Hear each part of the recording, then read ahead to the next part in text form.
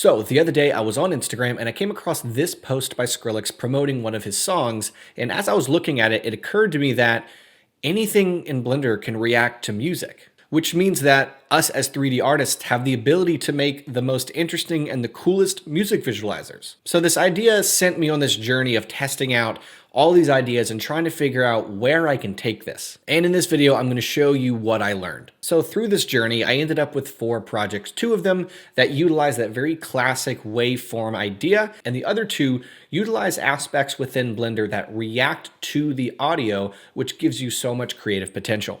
So for the first design, I was inspired by digital music equipment.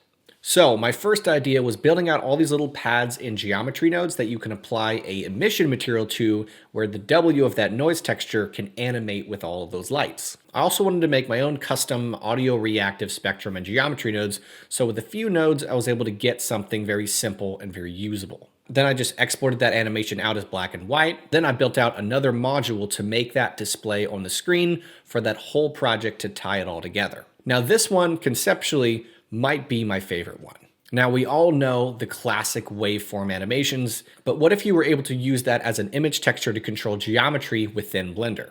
So of course you're going to need something that makes those classic waveforms. Now on Patreon, completely for free, I showed a free add-on that allows you to do that. So if you don't have After Effects, you can still do it in Blender and actually make real waveforms within Blender. And for tier 2 and tier 3 Patreon members, I showed step-by-step how I made all 4 of these animations.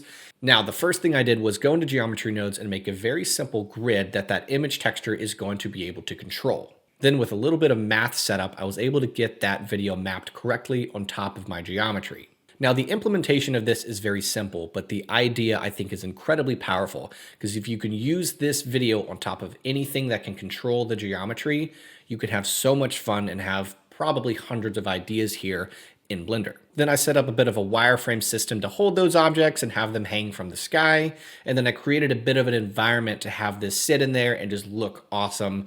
I love this one. It's so cool. It's so fun. It has some glowing. It reacts to the audio, and the idea, super, super powerful. Now this next one was a lot of work when I made it, and just like the first 2 we just saw, I showed how to make this one step by step on my Patreon. So I have all these ideas and I want to build this device that's pretty much moving all these different pieces that reacts to the music.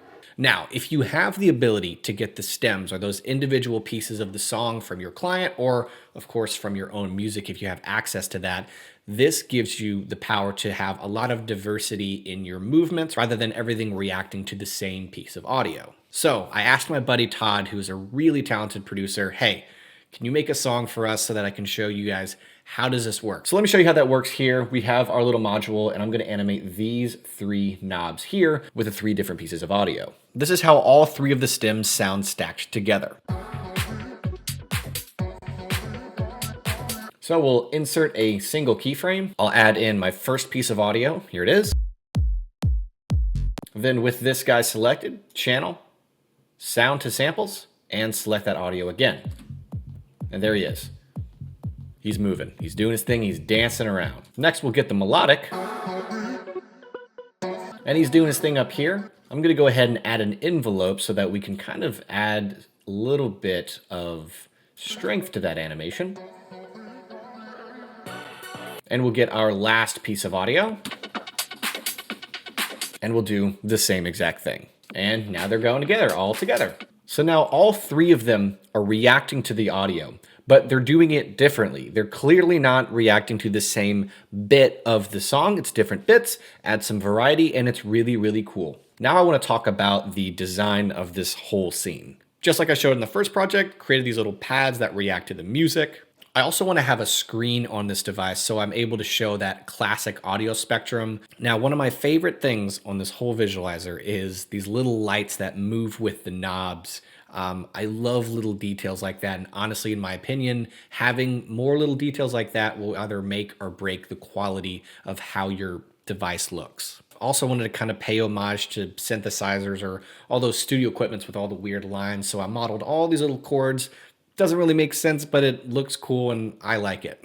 And then I quickly just made a speaker and I grabbed one of my cloth materials from the real-time materials add-on, applied that really quickly. It looks nice, it makes sense, and boom, all done. I have my module. This thing is so cool. I'm proud of the design, I'm proud of the idea, and I know there's so much that you can use for your projects. Now, the last one, the basis of the whole idea is let's take that audio spectrum video and apply it similar to the geometry nodes one, but actually show the spectrum. So I had this idea of making it play on a piece of paper with some type of desk context. First, I set up the animation to play on a piece of paper, and then I designed a few assets to make it look like it's an audio player. Then I was able to go to CG Trader, grab some really simple assets to place around my scene to make it look nice. And then I used a gobo for the lighting just to make it feel homey and nice and make it feel right in the context of this design. Now, what's great about this concept is, again, if you have context, if you're, say, in a client situation where the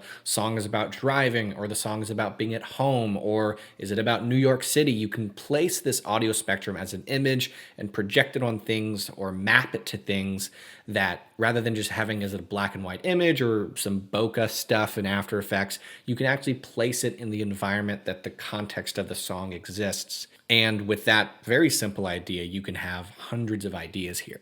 And that's it. That's the project. I had honestly so much fun with the R&D part of this project. It was awesome. I love music. I love the crossover with visuals and music, and this is the perfect marriage of those two things. So hopefully you're excited about this too. But with that being said, that's it. Again, if you want to learn all 4 of those projects step by step, everything from making the visuals, setting it up, rendering it, lighting, doing the materials, everything, I mean, it's over an hour of content. So feel free to check that out. That is linked in my bio on my Patreon, tier 2 and tier 3 for all of that. But with that being said, thank you for watching, and I'll see you in the next one.